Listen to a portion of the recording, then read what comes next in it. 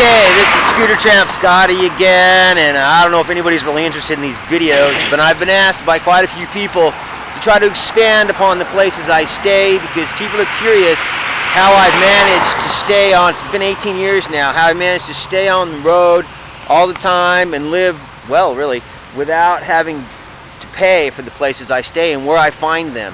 And so I'm going to do another video on where I stayed here last night. And let's take this camera and swing it around. If you look around, you can see that we're in the middle of mid-sized town America here. There's a Sonic right here. There's cars all over the place. I'm right in the middle of town, man. We even got some residential over here. We got residential neighborhoods. But as I was riding by here, I noticed that there was a little a bunch of trees here, a little piece of land here, and I spotted, let's see if I can get up here without getting run over. I spotted this little road going in, and so what of course I did, I pulled my bike up here, and I got off, and I walked in. I always walk into these places to see if, I'll be able to get my bike in and out without getting it stuck. And I don't know if this little camera will show you, but there's this little road going in here, and man, nobody's been down here in quite a while. And I want to say that it's cold out. I'm heading for Florida. The nights are cold. I didn't want to ride in the night last night. So what I did was I pulled off the freeway here to stay at this TA truck stop, because I wanted to watch TV last night, man. And before the sun went down, I came out here. I rode down the road and found this little road and walked in here and found this spot.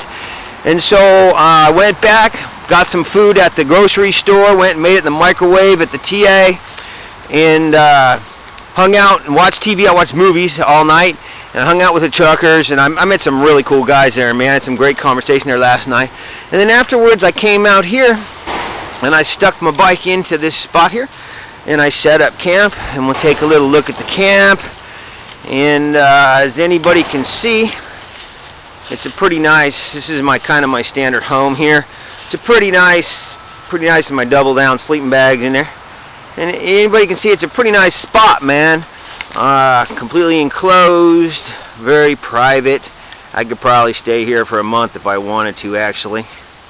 Alright.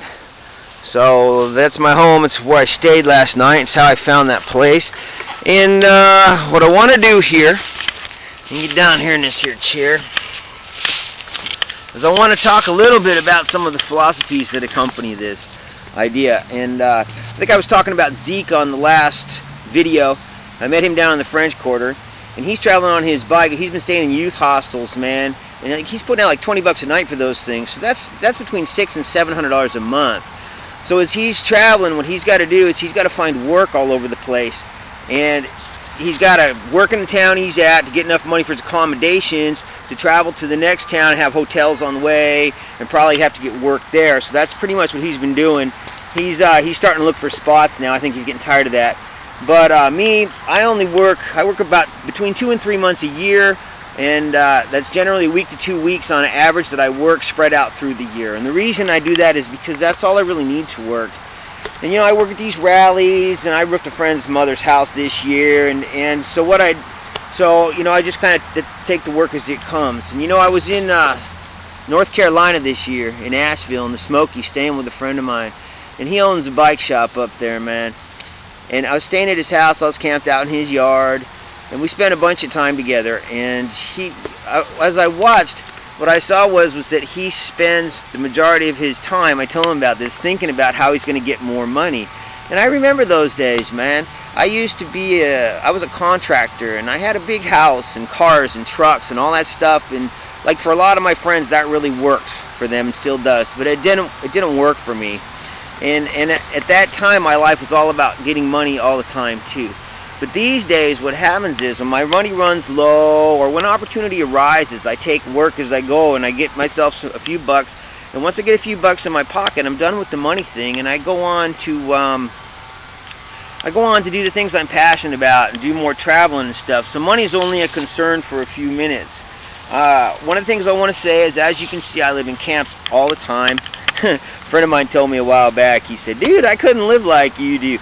sleeping out all the time. I says, dude, I couldn't live like you either. He says, how's that? I says, well, you got to get up every day to an alarm clock and go do something you don't want to do every day, and then on the weekends mow the lawn. I says, you know, it's just kind of a trade-off, man, and it's a matter of what you want to do, you know. And so this life actually I think is very easy. But what I want to talk about is when I first started hitting the road and camp, staying in camps all the time. Dude, it was hard to get used to. I would just look forward. You know, as a young guy, I just looked forward to meeting a girl, man, and going and staying at her house and sprawling out on her couch, watching her TV, and having her make dinner and all that crap, you know, and staying in a house. But as time went on, I became used to this, and after a while, I got to where I didn't want to stay in houses anymore. Now, I don't want to stay in them much at all. I hardly ever stay in them. I'm hardly ever inside, and I thought, well, maybe I was just kind of weird, but I've watched, and what's happened is that's happened to all the guys I know that travel on their bikes. Billy's the same way, man. He'll come to your house and visit you, but he camps in your yard unless the weather's severe. He won't stay inside. Michelle, she travels, and she's got family all over the country, and she goes and visits them, man, and, you know, she camps in there. She's camping in a friend's yard right now, even as we speak. So what happens is, for some reason, you get used to the freedom, and it becomes more important to you. For some of us, for some of the crazy people.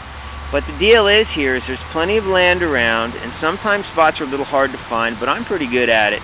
And most of the time it's not that hard at all. And actually traveling with me is pretty damn easy.